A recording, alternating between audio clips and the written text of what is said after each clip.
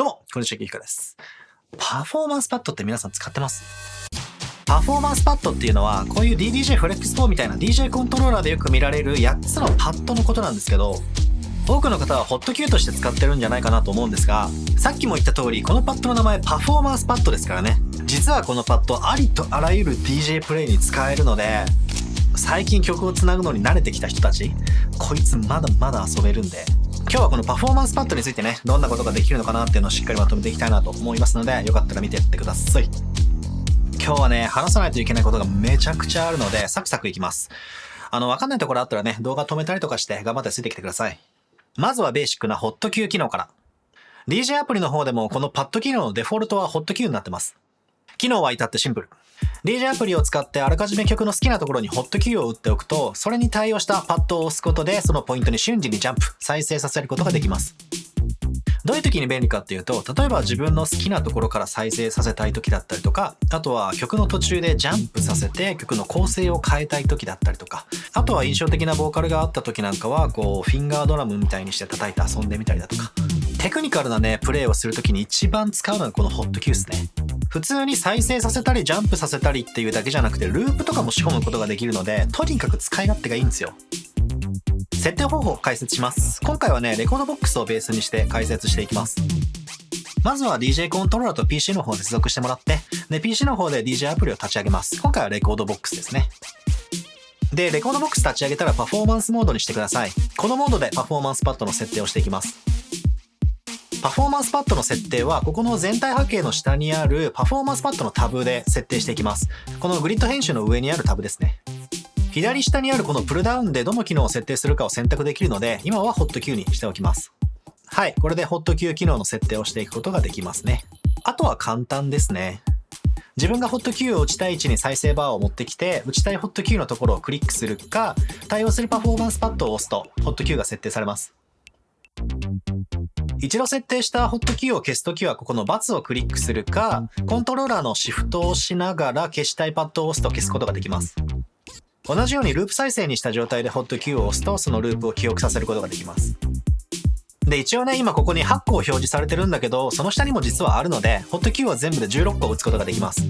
打つことはできるんですけど、このコントローラー側のパフォーマンスパッドで操作できるのが最初の8つだけなので、よく使うものはね、A から H の8つにまとめておくのがいいんじゃないかなと思います。あとは設定したホット Q を右クリックするとコメントとか色つけたりとかできるので、自分なりにまとめてあげると分かりやすいかもしれないです。で、これ設定するときにね、この波形の上にあるこのグリッド、曲のビートを表す線なんですけど、この線のちょうど上にホット Q を設定したい場合は、このクオンタイズボタンをオンにしておくといいです。これがオンになってると、多少再生バーの位置がずれていたとしても、正確なグリッド位置に修正してくれます。仕込みの時は基本オンにしておいて、で、都合が悪かったらオフにするっていう感じがいいんじゃないかなと思います。こう、目で見てね、合ってるように見えても実はずれてるってことが結構あったりとかするんで。で、ホット Q が打てたら、あとはこのパフォーマンスパッドを叩くだけでホット Q が再生されるということですね。さっきのクオンタイズオンのままにしておくと、ホット Q を使う時も正確なビートをキープしたまま使えるし、もっとね、アグレッシブに叩きたいっていう時はオフにしておくとやっぱり生演奏感が出ていいですね。次のパッド FX はその名の通りパッドを使って曲にエフェクトをかけられる機能です。このパッドにそれぞれ設定されたエフェクトをボタン一つでかけられるっていう、エフェクトで遊んでみたいなっていう人には結構おすすめの機能です。自分がよく使うお気に入りのエフェクトなんかある人はね、ここに登録しておくとすぐに使えるんで結構便利ですよ。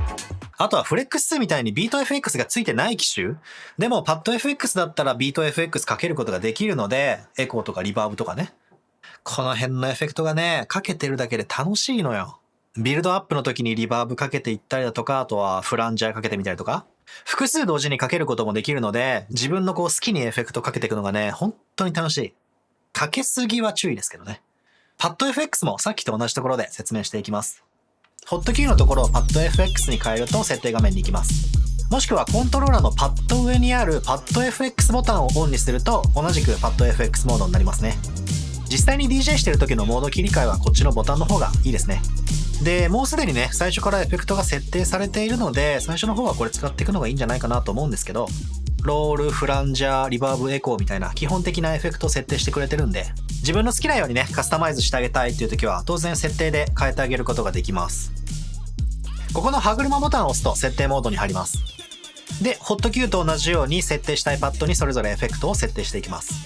このエフェクト名クリックするとエフェクトの種類を選択できます。すごい数のエフェクト出てきますけど、今回はね、この全てのエフェクト鳴らすっていうのはちょっとできないんですけど、自分でいろいろ試してみてもらえるといいと思います。で、選ぶとね、横のところにパラメータが1つ2つ出てくるので、これを好みに設定していきます。エコーだったら左側はビートですね。エコーは山彦みたいなエフェクトなので、何拍間隔で音が返ってくるかっていうパラメータです。1拍だったら1拍で音が返ってくるし、2分の1拍だったら2分の1拍で返ってきます。その横のレベル、デプスはかけ具合ですね。どれぐらいの強さでエコーをかけますかっていう数字。大きい方がね、グワングワンエコーかかります。もうパラメーターとか何言ってんのかよくわかんねえぞっていう人はね、設定画面行って表示っていうところにポップヒントを表示っていうのがあるので、これをオンにしておくとカーソル合わせるとヒントが出てくるようになるので、これを参考にしてみてください。それとパッド FX にはバンクっていうものがあって、これね、1と2を切り替えられるんですけど、バンク1とバンク2にそれぞれ好きなエフェクトを設定できます。これを切り替えながらいろんなエフェクトを使うことができますよってことですね。バンクの切り替えはクリック操作で行うか、フレックス4の場合はシフトをしながらパッド FX ボタンでバンク2を選択できます。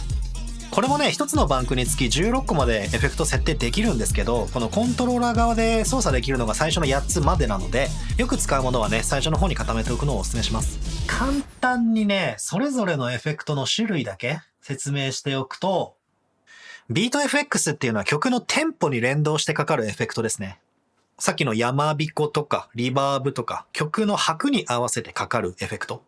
で、その下のサウンドカラー FX はフィルター的なエフェクトで、曲のどっちかっていうと音色の方に影響を与えるようなエフェクトかな。ローパスフィルターとかハイパスフィルターとか。CFX っていうのは複数のエフェクトをこうブレンドしたようなちょっと複雑なエフェクトですね。スパイラルしながらピッチが上がっていったりだとか、ハイパスかけながらエコーをかけたりとか。本来だったらこういう2つのエフェクトを同時にかけないといけないものだったりするんですけど、この機能を使うとね、ボタン1つで簡単にかけられます。リリース FX は曲を止めるタイプのエフェクトですね。レコード止めた時みたいなこうゆっくり止まるようなエフェクトだったりとか、あとはエコーアウトとか、そんな感じのエフェクトです。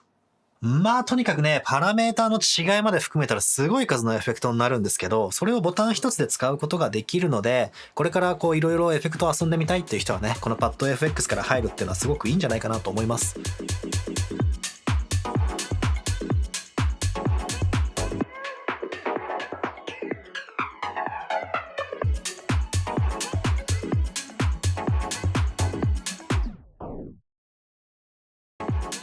最初はね、エコーの2分の1とか、リバーブとか、あとはフィルターあたりから入るといいんじゃないかなと思いますね。使い勝手がすごい王道のエフェクトなんで。続いては、ビートジャンプ。これはわかりやすいですね。ここに書いてあるビート数左右にジャンプします。これはね、僕の場合、曲を再生させるタイミングがずれちゃった時とかのリカバリーに使うことが多いです。次の曲を再生させないといけないところからちょっとずれちゃったなーっていう時にね、ポンポンって飛んでリカバリーしたりとかしますね。ビートジャンプは見ての通りここに書いてあるボタンを押せばいいんですけど、この矢印でページを切り替えるとジャンプする拍数が変えられるので、状況に応じてこれを変えてってください。一気にたくさんジャンプする時とか、もしくはもっと小さくジャンプしたい時とかね。このファインっていうのはもうほんのちょっと5ミリセカンドとかだったかな、飛ぶやつです。微調整する時とかに使うのかもしれないんですけど、もう僕はジョグホイールでいいじゃんって思っちゃうので使ったことないです。その次がサンプラー。これは DJ っぽいかもしれないですね。曲じゃなくて単発で音を鳴らす機能です。よく聞くでしょ。盛り上がるところで鳴らしてみたりとか、逆に音数少ないところで足してみたりとかね。使い方いろいろあるんで効果的に使えるとかなり便利ですね。これもアプリで音を登録しておくとパッドで鳴らすことができます。やってみましょう。サンプラーはね、今まで使ってきたところには入ってないです。どこにあるのかっていうと、左上のこれですね。サンプラーパネルを表示隠す。これをオンにするとサンプラーパネルが出てきます。はい、8つのパネルがありますね。これがパフォーマンスパッドに対応しているので、ここに音を読み込んでいけば使えるようになります。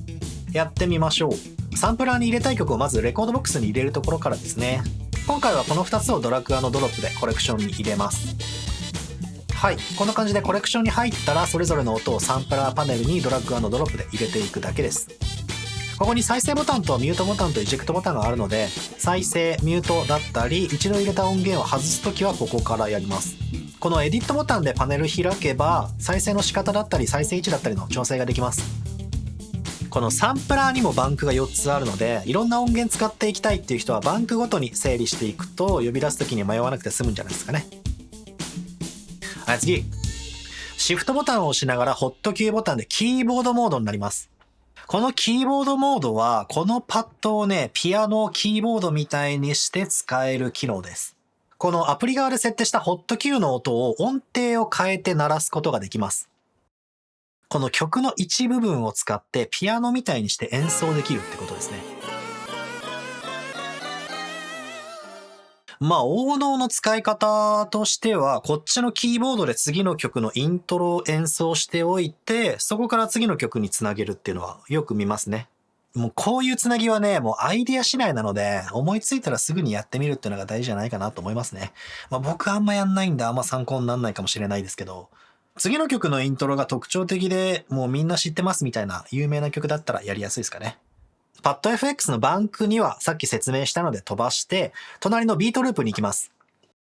ビートループモードはパッドを押すだけでここに書いてあるビート数のループをかけられるモードです。手動でループかけるときはこの2つのボタンでループのインとアウトを指定してあげるんですけど、どれぐらいの長さのループかけるかっていうのがあらかじめ決まってる場合なんかはね、それに応じたボタンを押せばループをかけることができます。ロングミックスしたいときとかね、これでポチッとループかけてあげると結構便利です。それでは最後、キーシフトです。キーシフトはですね、ここに書いてある分だけ曲のキーが上下するっていう機能なんですけど、これは何に使うんですかね。さっきのキーボードと機能的には似てますよね。キーボードはある種一つの決まった音をキーを変えてピアノみたいに演奏するっていう機能だったんですけど、これはそこからホットキューを省いた感じなので、曲を流しながら変えれるっていう。あと僕が考えられるところで言うと、ピッチエフェクト的な使い方とか、曲のビルドアップで徐々に音が上がっていくみたいな、段階的に上げたい時には使えそうかなと思います。使い方わかる人はね、ぜひコメント欄で教えてください。はい。今日は以上ですね。お疲れ様でした。いつもの動画と比べるとね、情報が多くて矢継ぎ早になっちゃったかなと思うんですけど、自分の必要なところの情報だけね、かいつまんでちょっと見てもらったりだとか、あとはもうやる気がある人は片っ端から試してみたりとかね、してくれると嬉しいなと思います。レコードボックスにはね、他にもスライサーとかシーケンスコールとか、今日説明しきれなかったところがさっきのプルダウンの中には入ってるんで、物足りない人はね、ちょっとそこも試してみると面白いかなと思います。このパフォーマンスパッドはね、こういう DJ コントローラーの手軽で便利なところがギュッと詰まっているようなところなので、ホット Q だけに使ってるのはもったいないよっていう気持ちで今回ね、この動画を撮ってみました。レコードボックス以外のアプリ、例えばセラートとか DJ にも似たような機能はあったりとかするので、コントローラーが対応してるしてないはあったりとかするんですけど、ぜひね、他のアプリ使ってる方もいろいろ試してみてほしいなと思います。今日ね、動画見てくれてありがとうございました。このパフォーマンスパッドね、これからガンガン使っていきたいなと思ってる人は、ぜひこの動画いいねして、また見返してみてください。それではまた次回の動画で。